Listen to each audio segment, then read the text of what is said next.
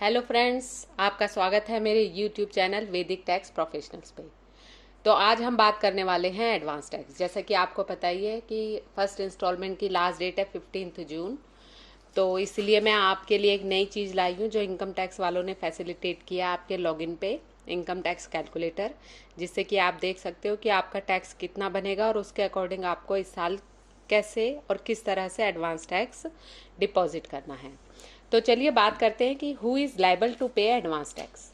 As per section 208, every person whose estimated tax liability for the year is rupees 10,000 or more shall pay his tax in advance in the form of advance tax।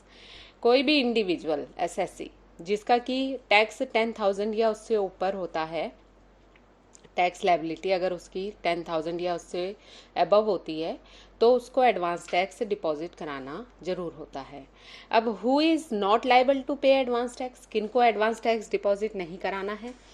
A resident senior citizen, that is an individual of the age of 60 years or above during the relevant financial year, not having any income from business or profession is not liable to pay advance tax। Means कोई भी individual, कोई भी resident senior citizen जिसकी as 60 या उससे above है और वो उनकी कोई बिजनेस इनकम नहीं है, तो उनको एडवांस टैक्स पेमेंट कराने की कोई ज़रूरत नहीं है।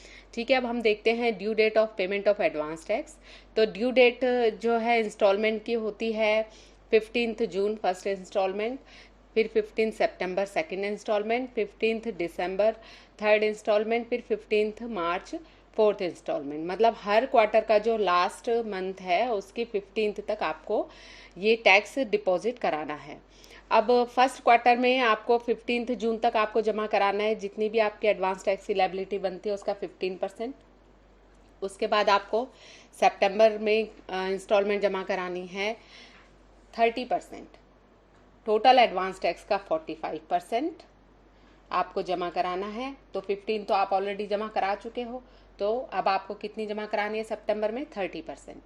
फिर उसके बाद 15 दिसंबर में आपको टोटल एडवांस टैक्स का 75% जमा कराना है, जिसमें से आपने 45% ऑलरेडी जमा करा दिया है फर्स्ट और सेकंड इंस्टॉलमेंट में। तो अब आपको 30% जमा कराना है। फिर उसके बाद आपको मार्च की जो लास्ट इंस्टॉलमेंट है उसमें जमा कराना है 100% पूरा। तो 75% आप ऑलरेडी जमा करा चुके हो, 15% फर्स्ट इंस्टॉलमेंट में, फिर 30% सेकंड में, फिर 30% थर्ड में, और अब आपको जमा कराना है 25%। तो ये आप 100% आपने जमा करा दिया है। अब इसमें एक आपको जानकारी मैं और बता दूं कि जो भी tax payer who opted for presumptive taxation scheme of section 44 AD और सेक्शन 44 ADA, जिन भी एसएससीज ने ऑप्ट किया हुआ है 44 AD और ADA, उनको इंस्टॉलमेंट जमा कराने की जरूरत नहीं होती है। उनको minimum 100% of advance tax deposit in the month of march on before 15 मार्च। उनको मार्च के मंथ में 15 मार्च तक पूरी 100% इंस्टॉलमेंट जमा करानी होती है, 100% एडवांस टैक्स। ठीक है, अब इसके बाद हम बात करते हैं कि अगर हमने एडवांस टैक्स जमा नहीं कराया है या हमने एडवांस टैक्स की जो इंस्टॉलमेंट है वो 15 मतलब टाइम से नहीं कराई, जैसे 15 जून, 15 सितंबर, 15 दिसंबर, 15 मार्च में जमा ना करा के और आगे की थोड़ी डेटों में जमा कराई हैं, मतलब लेट जमा कराई हैं, तो फिर उसमें हमें किस तरीके से इंटरेस्ट लगता है? तो देखो, उस एडवांस टैक्स पे इंटरेस्ट लगता है, interest under section 234B for default in payment of advance tax when the taxpayer has failed to pay advance tax. जब taxpayer advance tax pay कराना में ही फेल हो जाए, कराए ना जमा, and where the advance tax paid by the taxpayer is less than 90% of the assessed tax. जितना भी टैक्स बनता है अगर उसने 100% की जगह 90% कराया हुआ है, तब भी उस पर ये इंटरेस्ट लगेगा। तो interest on default in payment of advance tax और on the amount of unpaid advance tax is levied at 1% per month from April to till date when assessee deposit his self assessment tax. Previous year का जो है हमें tax कब जमा कराना होता है? करंट फाइनेंशियल ईयर में कराना होता है ना। तो अगर हमने पेमेंट डिफॉल्ट किया हुआ एडवांस टैक्स जमा कराने में, तो करंट मंथ के अप्रैल से 1 अप्रैल से जब तक कि हम अपना सेल्फ असेसमेंट का टैक्स जमा नहीं कराते हैं, तब तक हमारे पे ये इंटरेस्ट पर मंथ 1% लगेगा और अगर कोई मंथ पूरा नहीं होता, डेज हैं, तो वो डेज पे भी लगेगा अकॉर्डिंगली। अब इसमें भी आपको एक मैं छोटी सी एक चीज़ बताती हूँ जो मैंने देखा है कि कई कंपनीज की बैलेंस शीट में मिस्टेक्स होती हैं। In company case interest under section 234B debited in profit and loss account in current year when it is paid and no provision made in previous year. आपको पता ही है कि company के cases में हम इनकम टैक्स का provision बनाते हैं, तो उसी तरह इनकम टैक्स तो भाई टोटल इंटरेस्ट होता है ना, तो हम सारा इंटरेस्ट उसमें नहीं डाल सकते। तो प्रोविज़न बनाते वक्त जो 234B का इंटरेस्ट होता है उसको हमें एक्सक्लूड कर देना होता है, क्योंकि वो हमारे को इस साल खर्चे में पड़ा है, पिछले साल में नहीं पड़ा है, वो हमें इस साल खर्चे में पड़ा है। तो इसीलिए वो इस साल के फाइनेंशियल में डेबिट होएगा, ना कि पिछले साल के, इसलिए उसको कोई प्रोविज़न भी उसका कोई क्रिएट नहीं करना पड़ेगा आपको।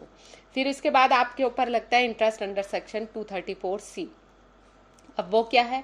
वो भी यही है कि जब या तो टैक्स पेयर एडवांस टैक्स जमा ना कराए, और या फिर where the advance tax paid by the taxpayer, जो टैक्स पेयर ने पे किया है वो 12%, मतलब फर्स्ट इंस्टॉलमेंट उसने लेस देन 12% जमा कराई है, ठीक है, और सेकेंड इंस्टॉलमेंट 36% से कम है, एंड थर्ड इंस्टॉलमेंट 75% से कम है, एंड फोर्थ इंस्टॉलमेंट 100% से कम है। यानी कि जितना इंस्टॉलमेंट बनता था उससे कम उसने करवाई है, तो भी उस पर ये इंटरेस्ट एप्लीकेबल हो जाता है। तो interest under section 234C is levied for a period of 3 months in payment of first, second and third instalment, and for 1 month in case of shortfall in payment of last instalment. ठीक है, तो ये मैंने बताई दी आपको कि उसी साल की, मतलब कि ये जो है हमारी जब से एडवांस टैक्स का लायबिलिटी बनती है तब से वो चालू हो जाएगा उस पर इंटरेस्ट लगना। तो अब इसमें भी कंपनी के केस में क्या है, क्योंकि वो इंटरेस्ट लगेगा वहाँ से अब फर्स्ट इंस्टॉलमेंट से फोर्थ इंस्टॉलमेंट तक, तो वो उसी साल में इंटरेस्ट लग रहा है ना, तो फिर इसीलिए उसका खर्चा जो है इंटरेस्ट ऑन इनकम टैक्स उसी साल में बुक किया जाएगा, करंट ईयर में बुक नहीं किया जाएगा, और उसका इनकम टैक्स के साथ प्रोविज़न भी क्रिएट किया जाएगा। तो इसको आप बैलेंस शीट बनाते वक्त कंपनी की अच्छे से ध्यान रखना कि कौन से इंटरेस्ट को हमने प्रोविज़न में इंक्लूड करना है और कौन से इंटरेस्ट को प्रोविज़न में इंक्लूड करना नहीं है। तो आज मैं आपको बताने वाली हूँ इनकम टैक्स लॉगिन पे आपको एक नया टूल मिला है, जो कि ये है, देखिए, income tax and tax estimator. ये मैंने अपनी फाइल पे लॉगिन किया हुआ है अपने पेन को। तो इसमें हम देखेंगे, इस पर मैंने क्लिक किया है तो देखिए ये इसमें मेरी बेसिक इन्फॉर्मेशन आ रही है, इनकम डिटेल्स आ रही है। अब मुझे पता लगाना है, क्योंकि मेरे पास तो पिछले साल का, पिछले असेसमेंट ईयर का रिटर्न का डाटा है, तो इस असेसमेंट ईयर में तो अभी मेरी रिटर्न गई नहीं है, मतलब 31 मार्च 22 की तो अभी गई नहीं है। तो अब मैं एडवांस टैक्स कैसे कैलकुलेट करूँ कि मुझे इस साल अब कैसे पे करना है? तो मैं देखूँगी कि सपोज़ दैट कि ये हेड ऑफ सैलरी है, मान लो कि मैंने यहाँ पे अपनी सैलरी लिख दी, ठीक है। उसके बाद हाउस प्रॉपर्टी की इनकम है, तो मैं यहाँ पे एक मैंने हाउस रेंट पे दी है सपोज दैट, तो मैं यहाँ पे वो भी डाल देती हूँ। फिर उसके बाद है यहाँ पे देखो कैपिटल गेन मेरे कुछ भी नहीं है, बिजनेस इनकम है मेरी प्रोफेशन से, तो मैं यहाँ पे डाल देती हूँ बिजनेस इनकम मेरी, ये मैंने डाल दी बिजनेस इनकम, ठीक हो गया। फिर under other head of income में मेरे पास है बैंक का इंटरेस्ट है 5000, फिर उसके बाद इंटरेस्ट एंड अदर सोर्स पे है मेरे पास 96,000 लगा लो, ये हो गई मेरी टोटल इनकम 10,49,000, ठीक है। अब इसमें मैं डिडक्शन डाल दूंगी, तो डिडक्शन में देखते हैं ATC LIC है, जैसे सपोज दैट ये एस्टिमेशन है, तो आप ये मत समझना कि जो भी फिगरें डल रही हैं वो सारी एक्चुअल हैं या वो चेंज नहीं होंगी, ऐसा कुछ भी नहीं है। आप यहाँ से अपना देख सकते हो, आराम से कैलकुलेट कर सकते हो एडवांस टैक्स। ये मैंने डाल दिया जो भी मेरा है ये।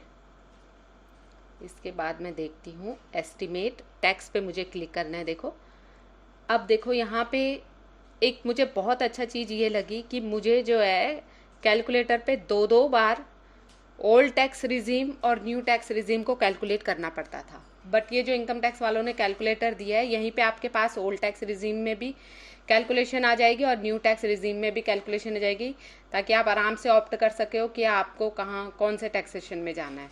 ठीक है, अब यहाँ पे ओल्ड टैक्स के हिसाब से मेरा टैक्स बनता है, अब मैं ये अभी ये नहीं देखूँगी, इंटरेस्ट नहीं देखूँगी यहाँ पे मुझे इंटरेस्ट नहीं देखना है, मुझे यहाँ पे एडवांस टैक्स यहाँ पे टैक्स देखना है कि मेरा टैक्स कितना बनता है। तो मैं तो नहीं जाऊँगी ओल्ड, न्यू रिजीम में नहीं जाना चाहती हूँ, मैं ओल्ड में ही रहना चाहती हूँ। तो मुझे पे करने की लायबिलिटी बन रही है 113670, यानी कि 31 मार्च 22 में मेरा टैक्स बनता है 113670। ठीक है, अगर मैंने मान लो कोई एडवांस टैक्स वगैरह जमा कराया हुआ है तो उसकी फिगरें यहाँ पे मैं ले लूँगी। वैसे मैंने जमा नहीं कराया हुआ, तो उस हिसाब से तो मेरा 1,22,000 ही बनता है। तो फिर भी मैं ये तो इंटरेस्ट समेत हो गया ना, तो अब तो मैं ध्यान रख रही हूँ, तो इसलिए मैं एक्चुअल टैक्स पे ही एडवांस टैक्स पे करूँगी। तो मेरा एक्चुअल टैक्स बन रहा है 113670। अब आप यहाँ देख लो कि 113670 का आपको कैसे जमा कराना है। तो मैं क्या करती हूँ कि एक एक्सेल की फ़ाइल खोल लेते हैं। देखो, एक मैं आपके लिए एक्सेल की इसमें फ़ाइल खोल के और आपको बता देती हूँ कि कैसे कैलकुलेशन करनी है।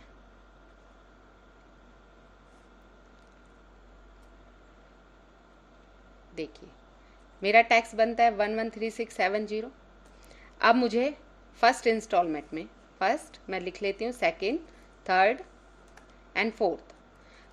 फर्स्ट इंस्टॉलमेंट में मुझे 15% जमा कराना है इसका, सेकंड में मुझे 30 कराना है, थर्ड में मुझे 30 कराना है एंड फोर्थ में मुझे 25 कराना है। तो अब आप इसको मैं अगर कैलकुलेशन करूँ तो ये मेरा 100% एडवांस टैक्स हो जाता है। अब इसकी मुझे कैसे कैसे इंस्टॉलमेंट जमा कराऊंगी, देखो, इसका मुझे 15% जमा कराना है, तो ये मेरा हो गया 17,050, 17,050 रुपये।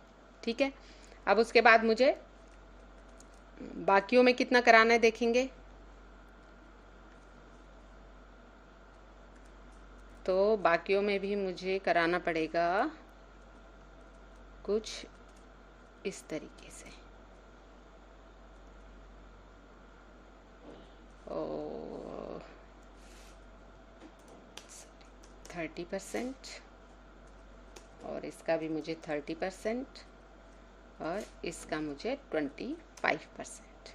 अब आप इसको यहाँ कैलकुलेट कर लो। देखो, ये हो गया इतना, यानी कि मुझे 17,050 फर्स्ट इंस्टॉलमेंट में, 34,101 सेकंड और थर्ड में, और 28,417 मुझे फोर्थ में जमा करानी है। तो आई होप कि आपको ये समझ में आ गया होगा किस तरीके से आपको एडवांस टैक्स कैलकुलेट करना है। तो प्लीज़ आप लोग इस कैलकुलेटर का इस्तेमाल करो और ठीक से एडवांस टैक्स जमा कराइए, ताकि आपको जो ये मेरी एक्स्ट्रा लायबिलिटी यहाँ पे देखो, यहाँ पे जो मेरी एक्स्ट्रा आपको लायबिलिटी शो हो रही है ना, ये आपको पे ना करनी पड़े। अब अगर मैंने एडवांस टैक्स सही से जमा कराया हुआ होता तो फिर मुझको ये लायबिलिटी पे नहीं करनी पड़ती, जो कि अराउंड बन रही है 9,143। तो आई होप ये आपको समझ में आ गया होगा, और अगर आपको मेरी वीडियो अच्छी लगी हो तो please like, share and subscribe. Thanks for watching.